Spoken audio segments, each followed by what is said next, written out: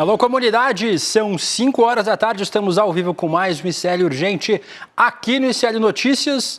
Durante essas próximas 2 semanas, terei a árdua missão de substituir o Rodrigo Viana, que está de férias. Descanse bem, meu amigo Rodrigo. Tentarei cuidar da sua casinha aqui com muito cuidado, sempre trazendo as notícias mais importantes do Brasil e do mundo, o que de mais urgente está acontecendo no Brasil e no mundo, sempre com a companhia da Laura Couto, aqui comigo nesses próximos 15 dias.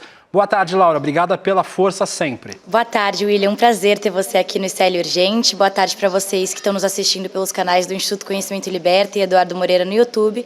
Para vocês que estão nos ouvindo pela Web Rádio São João, em Quixadá, pela Rádio Cultural FM no Rio Grande do Sul. Vamos lá, William? Vamos lá, Laura, vamos juntos. Começando por depoimentos hoje no STF. O STF começou a ouvir os 10 réus do núcleo 3 da trama golpista. O grupo, que vocês sabem, é formado por militares das Forças Especiais, conhecidos como Kids Pretos, e também por um policial federal. Segundo a denúncia da PGR, os acusados do terceiro núcleo seriam responsáveis por ações táticas de tentativa de golpe de Estado, monitorando alvos e planejando sequestros e execuções. Laura, você tem alguns destaques importantes para a gente desse dia de depoimentos.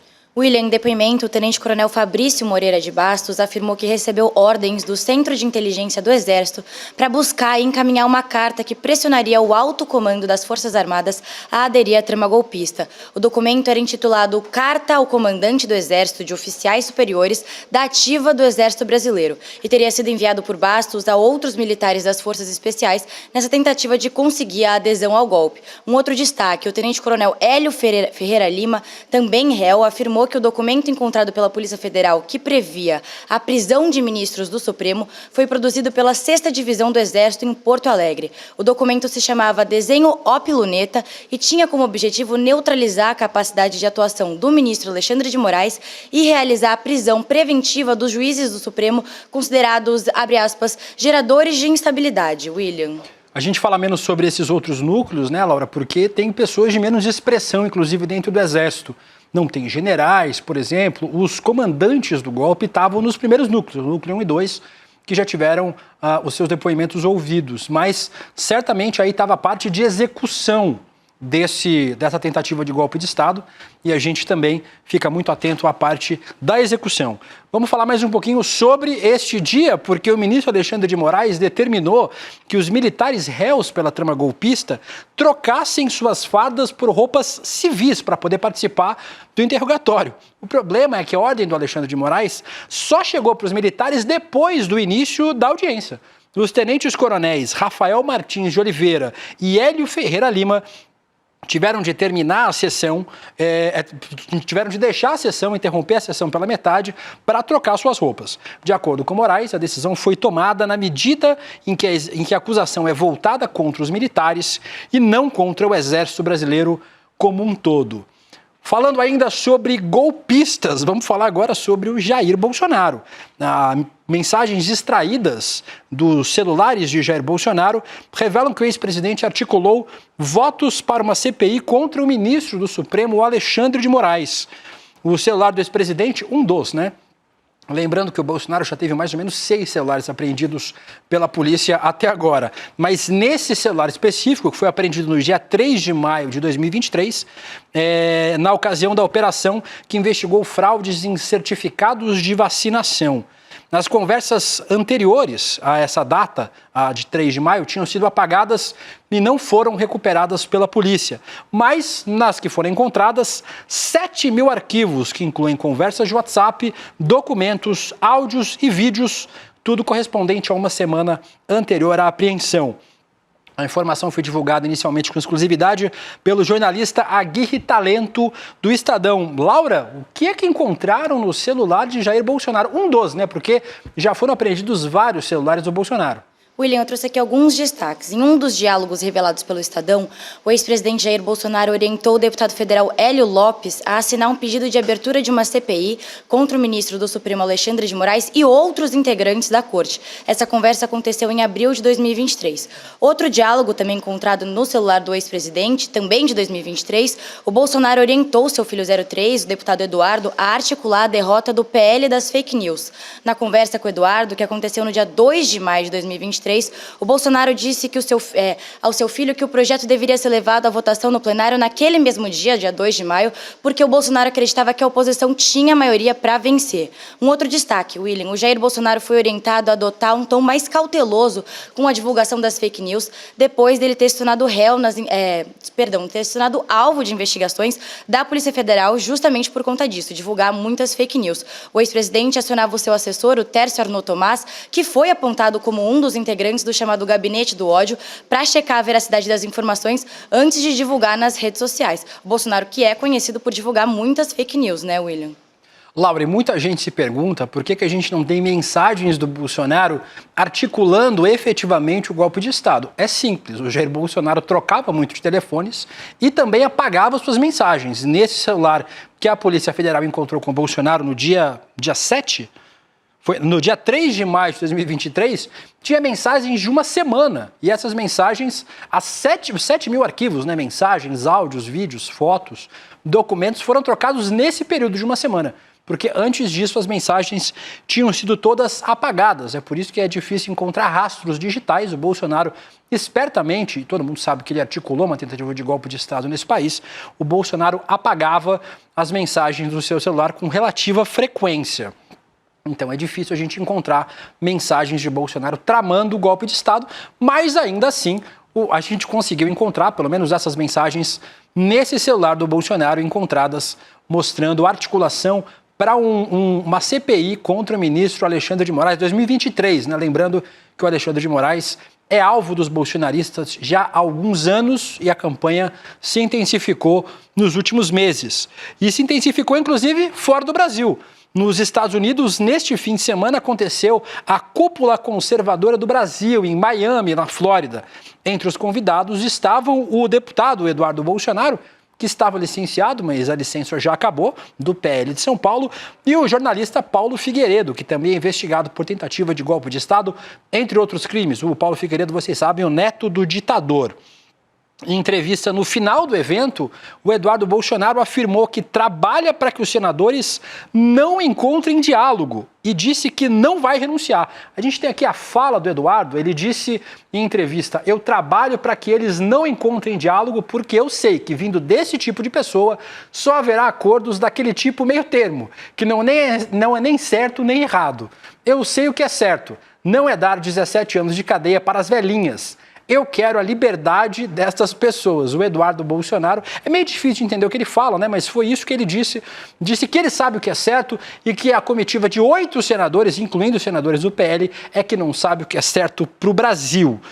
Em mais uma ofensiva, o Eduardo Bolsonaro também criticou os governadores, Tarcísio de Freitas, aqui de São Paulo, do Republicanos, e o Ratinho Júnior, do PSD, o governador do Paraná, por defenderem as negociações contra o tarifaço, sem citar a possibilidade de anistia aos presos políticos. Os 2 governadores participaram do evento Expert XP em São Paulo ontem. Eles também comentaram sobre possíveis acordos do Brasil sobre o tarifaço de Trump, mas não citaram em nenhum momento a anistia. Eduardo disse na sua conta no X o seguinte, está aqui: desconfie de quem se mostra preocupado com a tarifa Moraes e não fala dos presos políticos ou crise institucional, ignorando a carta do Trump que é expressa na solução do problema. Estão te enganando, jogando para a plateia e prolongando o sofrimento de quem dizem defender. Não tem mais muita fantasia para o que o Eduardo Bolsonaro está fazendo nos Estados Unidos.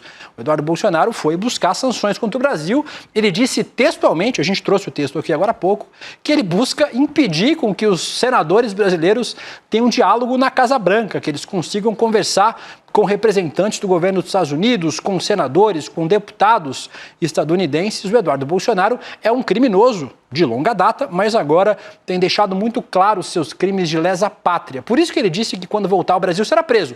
E deve ser preso mesmo, Eduardo. O lugar de golpista que age contra o próprio país é na cadeia. E é por isso que você não volta mais para o Brasil enquanto o Brasil for uma democracia, ao contrário do que vocês dizem o tempo todo nos Estados Unidos de que o Brasil é uma ditadura. Se fosse uma ditadura, você não tinha nem saído do Brasil, Eduardo.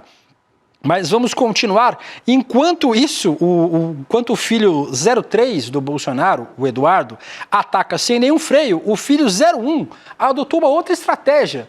Que estratégia o outro filho de Jair Bolsonaro, o 01, adotou, Laura? William, o senador Flávio Bolsonaro está concentrando seus ataques ao presidente Lula, evitando um desgaste com seus aliados, diferentemente do que o Eduardo tem feito, como a gente acabou de ver. Hoje, o senador afirmou em entrevista que as portas da Casa Branca estão fechadas para negociação com o governo brasileiro. Segundo Flávio, a postura do Lula foi responsável por essa inviabilidade no diálogo, mesmo com os senadores lá. O interessante, William, é que nessa entrevista o Flávio também disse não imaginar que o presidente do Senado, o Davi Alcolumbre, e o presidente da Câmara, Hugo Mota, vão ser alvos de sanções norte-americanas, como o próprio irmão dele tinha afirmado. Ou seja, clima tenso entre os brothers literalmente, né, William? Exatamente, Laura. E com essa postura, no mínimo, inconveniente do Eduardo Bolsonaro, o nome do Flávio passou a ganhar apoio entre os grandes figurões do Centrão e dos seus aliados para concorrer à presidência em 2026. Entretanto, nos bastidores, os aliados do senador, Flávio Bolsonaro, dizem que ele tem resistido à ideia e está concentrando seus esforços em tentar salvar a pele do pai, do Jair Bolsonaro, que está às vésperas de ser preso, né? A gente tem falado aqui com relativa frequência que o processo deve terminar em setembro. E, terminando o processo, certamente Jair Bolsonaro vai ser condenado junto com os outros réus. Não sabemos ainda por quais crimes e por quanto tempo, mas certamente pena de prisão para Jair Bolsonaro. E o Flávio tem articulado muito. O Flávio, entre os filhos do Jair Bolsonaro, é o mais articulador dentro do Congresso, inclusive tem diálogo com muitos setores progressistas. E os aliados do Flávio dizem que ele está trabalhando na possibilidade de salvar o pai. Entretanto, nos bastidores, o Flávio chegou a admitir que pode ir para o sacrifício, segundo ele, se essa for uma ordem do pai e se as pesquisas lhe derem segurança. De acordo com interlocutores, o próprio Jair Bolsonaro passou a colocar o Flávio como opção para disputar o Palácio do Planalto. As informações são da coluna da Bela Megali no jornal o Globo. E a gente já falou durante os últimos meses no ICL que a família Bolsonaro dificilmente vai confiar em alguém que não seja do sobrenome, seja Flávio, Eduardo ou Michele Bolsonaro. O Jair Renan não tem idade e o Carlos Bolsonaro não tem, condições cognitivas para ser candidato a presidente da República. Mas os outros filhos e a Michele Bolsonaro seguem sendo opções reais para o bolsonarismo.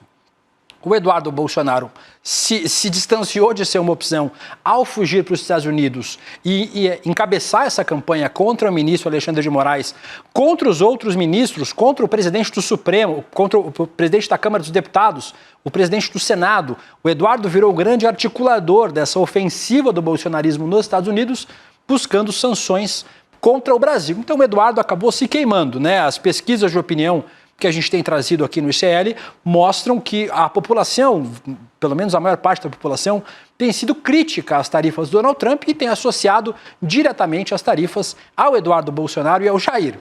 Difícil desassociar, visto que o próprio Eduardo Bolsonaro fala sempre que pode que ele é um dos principais articuladores dessas tarifas e das sanções contra o Brasil. O problema do Flávio Bolsonaro é que o Flávio tem telhado de vidro. Tem processos parados no TJ do Rio de Janeiro, lembrando que o Flávio é senador da República, e esses processos podem complicar demais a vida do Flávio Bolsonaro, que inclusive já foi acusado de fazer rachadinha, de ter ligações com milicianos no Rio de Janeiro.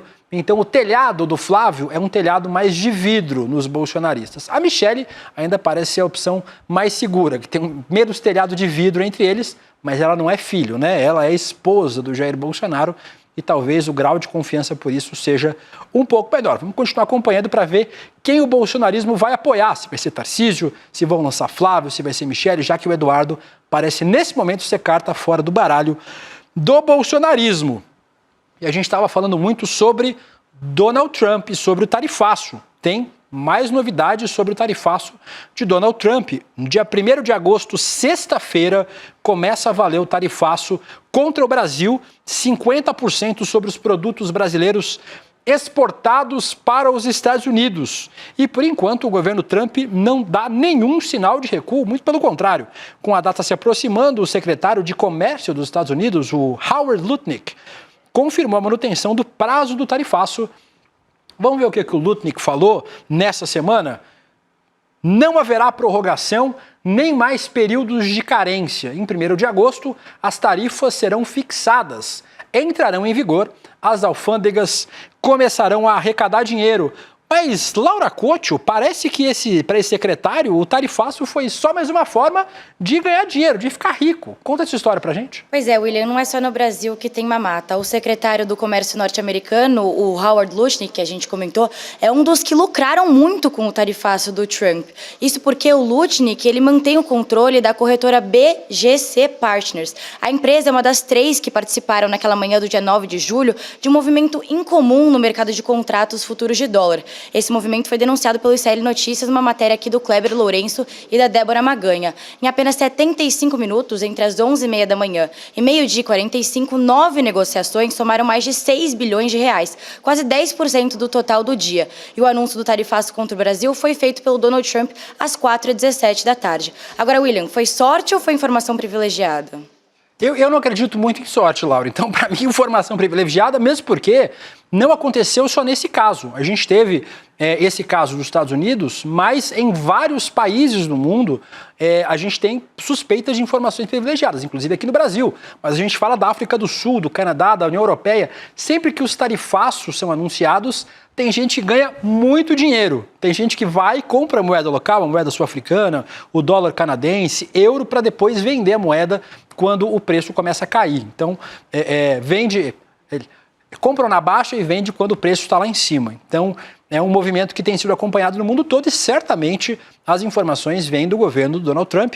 Tem alguém dentro do governo Trump, talvez o próprio presidente dos Estados Unidos, repassando informações privilegiadas. Às vezes ele faz nas redes sociais. Já fez isso no Twitter, já fez isso em coletiva de imprensa, mandando as pessoas comprarem ação porque essa era uma hora boa de comprar.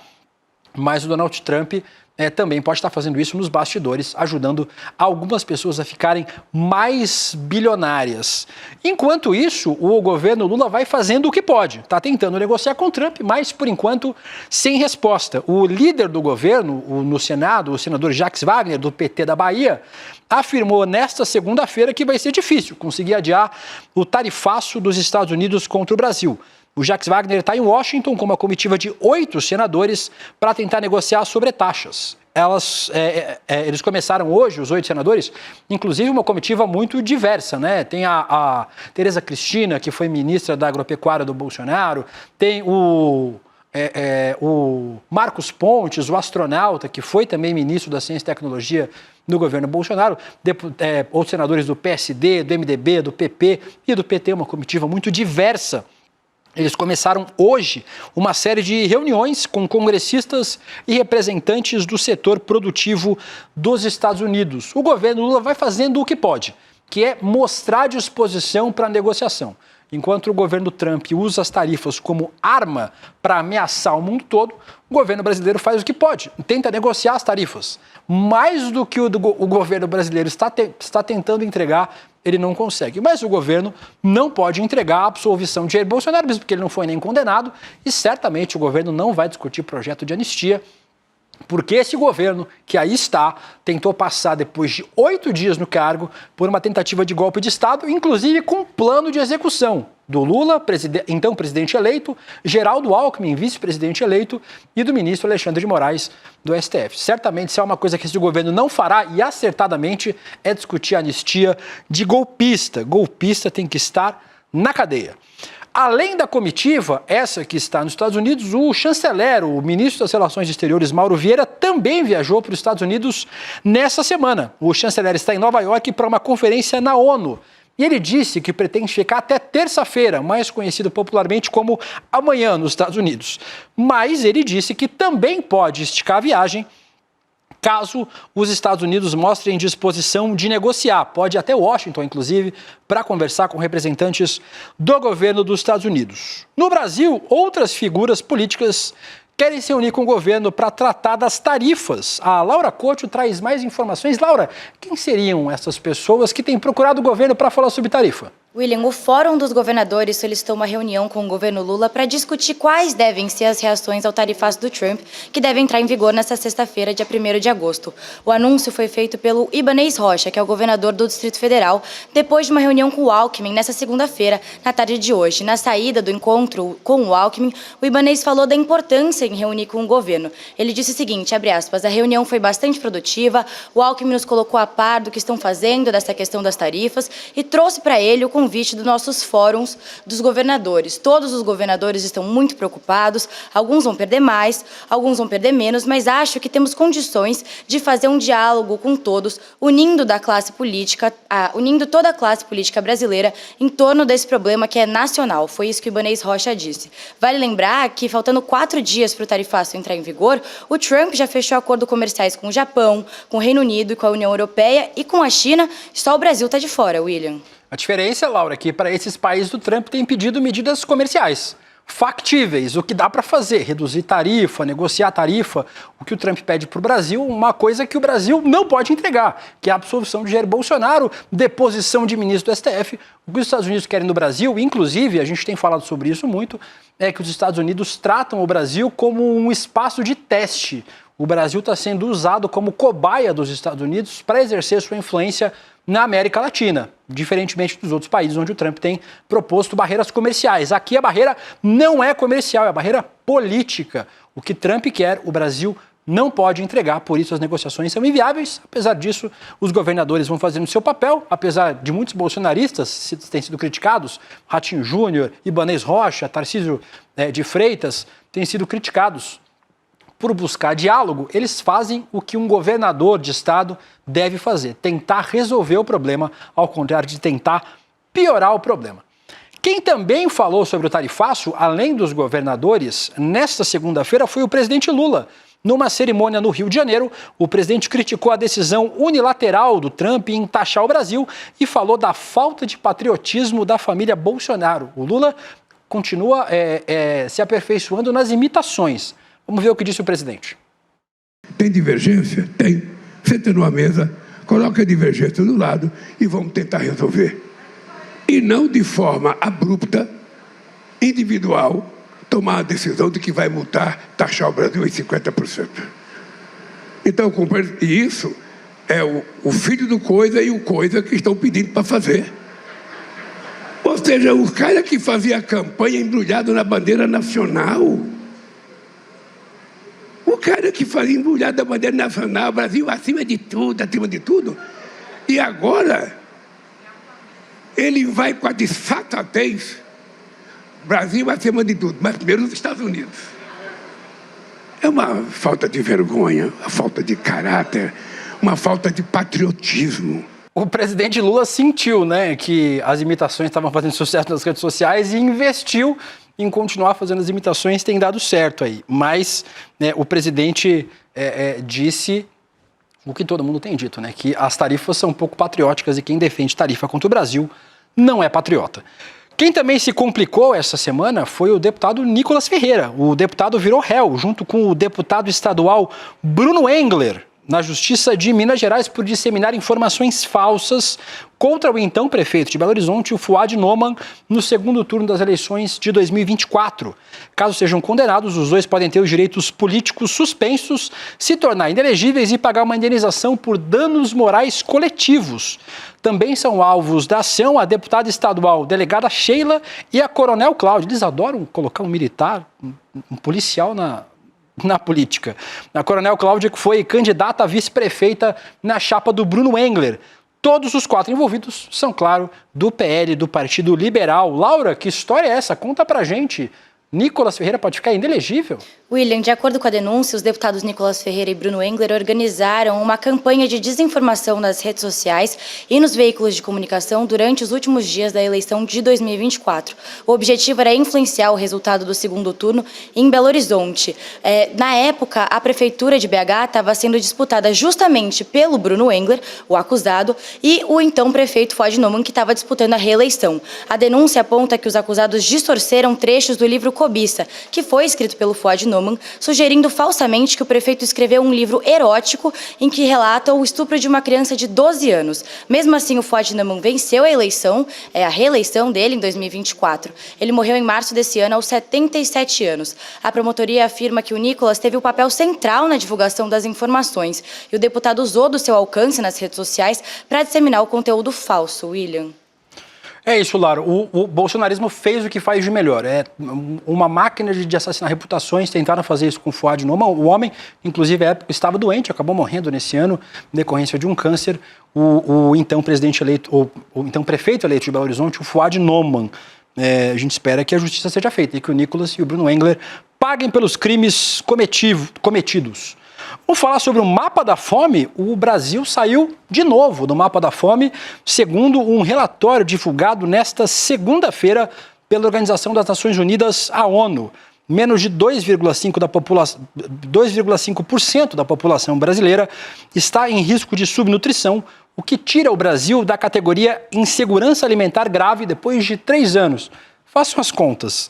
O Brasil já havia saído da lista de países com fome em 2014. Ainda no governo da presidenta Dilma. No entanto, após análise de dados de 2018 a 2020, no governo Bolsonaro, a ONU recolocou o país na categoria, apontando um aumento da insegurança alimentar no período. Tirar o Brasil do mapa da fome havia sido, inclusive, uma das promessas de campanha do presidente Lula durante o período eleitoral. Vamos ver o que o presidente Lula falou nas redes sociais. Ele fez um post comemorando a saída do mapa da fome. Minhas amigas e meus amigos, é com grande orgulho e imensa alegria que informo, o Brasil está fora do mapa da fome mais uma vez. Importante demais, conquista muito importante do governo. E a gente fala que, obviamente, o governo tem dificuldades em aprovar medidas no Congresso, mas algumas diferenças são óbvias entre um governo neoliberal e um governo de centro-esquerda que precisa se equilibrar dentro do governismo possível. Essa conquista é uma diferença óbvia. No governo Bolsonaro, a fome aumentou, a miséria aumentou. Isso era visto nas ruas do Brasil, não precisava nem de estatística para comprovar, era perceptível principalmente nas grandes cidades brasileiras. Agora, no governo do presidente Lula, o Brasil sai mais uma vez do mapa da fome. Coincidentemente, entrou no mapa da fome no 3º ano do governo Bolsonaro e no 3º ano do governo Lula, o Brasil deixa o mapa da fome mais uma vez. Ainda dá tempo da gente falar sobre o Trump, né? Então vamos falar sobre o Donald Trump. Tem mais uma última notícia do governo dos Estados Unidos. Trump quer destruir o Irã. Parece que o Trump está mais interessado em atacar o Oriente Médio do que resolver o problema das tarifas contra o Brasil e contra os outros países. Hoje, o presidente dos Estados Unidos ameaçou o Irã e afirmou que vai destruir o país caso o governo iraniano decida continuar com seu programa nuclear. A declaração foi dada após o encontro de Trump com o primeiro-ministro do Reino Unido. O que o Trump disse? Coloca na tela para a gente. O Trump disse o seguinte: eles têm enviado sinais muito ruins, sinais muito desagradáveis e não deveriam estar fazendo isso. Nós acabamos com as possibilidades nucleares deles. Eles podem começar de novo. Se fizerem isso, vamos acabar com isso mais rápido do que vocês conseguem apontar o dedo. O Donald Trump fazendo mais ameaças contra o Irã. Esse encontro teve uma outra cena patética. O presidente Trump, ele disse que odiava o prefeito, que é um prefeito progressista de Londres, e aí o primeiro-ministro do Reino Unido disse que o prefeito de Londres é amigo dele. E aí o Trump falou, mas é uma pessoa muito desagradável. Então o Donald Trump, mais uma vez, aí sendo desagradável e provocando incidentes diplomáticos, atacando o Irã e também atacando o prefeito de Londres. A gente faltam 2 minutinhos para terminar o programa. Preciso falar sobre o ICL Eterno. Vocês que acompanharam ontem, a gente fez um suspense durante toda a semana, as últimas semanas, do que seria anunciado e acabou o segredo. O Eduardo Moreira anunciou ontem aqui, junto com o Rafael Donatiello, qual vai ser o próximo passo da revolução do ICL. E você pode fazer parte dessa revolução do ICL Eterno. O QR Code está aqui no cantinho, vocês estão vendo ali no cantinho, o nosso QR Code, aponta o celular para ele e você vai fazer parte do ICL Eterno, que você vai, para o resto da sua vida, para sempre, ter todos os cursos de pós-graduação do ICL disponíveis para você, todos os cursos da nossa plataforma do ICL, da nossa plataforma de vídeos, dos filmes, tudo que o ICL fizer até o final do ICL, que a gente espera que demore muito para acabar, você e sua família vão poder participar. E o mais incrível disso tudo, a revolução anunciada pelo Edu, você vira membro do nosso ICL Eterno e você compra o título do ICL Eterno. E depois de alguns anos, se você quiser, você pode revender. Você tem direito a fazer os cursos, os seus pais, né, uma escala para cima, uma para baixo, uma para o lado. Os seus filhos, seus irmãos e seus pais tem direito a fazer todos os cursos, recebendo certificado, pós-graduações e a um Master, a um título Master Internacional que a gente ontem divulgou, o nosso primeiro em parceria com uma faculdade da Itália, como Universidade Italiana. Então, importante demais, ICL Eterno. Se inscreva usando o nosso link iclurgente.com.br, faça parte dessa revolução e lá na plataforma você vai ver tudo que você vai ter acesso. Investidor Mestre, de graça para sempre. Empreendedor Mestre, de graça para sempre. O PEX, para a sua família inteira, para sempre, de graça. E depois de uns anos, você pode revender o título aqui na nossa plataforma e ainda recuperar quase todo o dinheiro que você investiu. Vale a pena fazer parte. Lembrando, duas coisas. Com esse valor, a gente vai construir o nosso Centro Cultural do ICL. As imagens ontem estavam espetaculares e a gente também vai construir o legado do BOF junto com a gente aqui. Vários anúncios importantes. E você, além de tudo isso, recebe 10 prêmios incríveis e um deles é uma reprodução de um quadro do Cândido Portinari, assinado pelo filho dele, pelo João Portinari. Só tem 5.000 cópias, já foram mais de 4.800, faltam 200. Se você quiser garantir sua cópia com todos os brindes, acesse agora o site iclurgente.com.br ou o QR Code aqui no cantinho e faça parte dessa revolução. A gente fica por aqui com o ICL Urgente, agora a gente tem Gabriela Varela e o nosso ICL Notícias, segunda edição. A gente volta amanhã às 5 da tarde. Tchau! Título ICL Eterno, o documento que te comprova o seu vínculo vitalício com a maior comunidade de conhecimento independente do Brasil. Acesso ilimitado a todos os cursos e conteúdos. Participação vitalícia em todas as novidades que o ICL lançar.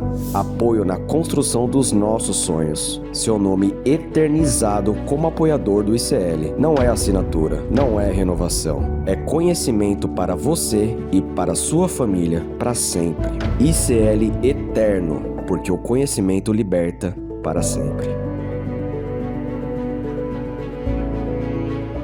Sim, mas essa extrema-direita de agora é horrorosa, é burra. É nazistóide. É burra, e é burra, é superficial, eles são de rasos. fazer continência para pneu. Exato, eles são rasos, eles não têm nenhuma cultura, nada de conteúdo, se espremer não sai nada, assim. Eu realmente tenho muita raiva, assim, muita raiva. A blogueirinha do fim do mundo é uma expressão da minha raiva, Chico, eu tenho muita raiva. Ah, mas que bom que você botou para fora, né? Nossa, mas é isso, às vezes eu nem sei o que fazer com essa raiva. Quando eu vejo essa CPI das Bets, eu vejo a Virgínia sendo a mulher mais seguida do Brasil, a influenciadora com maior influência no Brasil, com o maior número de seguidores, com aquela atitude de escárnio e depois no dia seguinte fazendo uma festa e cantando música do Tigrinho, assim, cagando para as pessoas que estão se ferrando com as bets. Eu tenho muita raiva, cara. Eu detesto admitir isso. E eu sei que a raiva é um sentimento horroroso. Mas eu tenho muita raiva, assim, caraca, como é que pode? Como é que pode ser ovacionada por milhares de pessoas? Obrigado, Maria. Você não pode perder esse papo, tá ótimo aqui no ICL.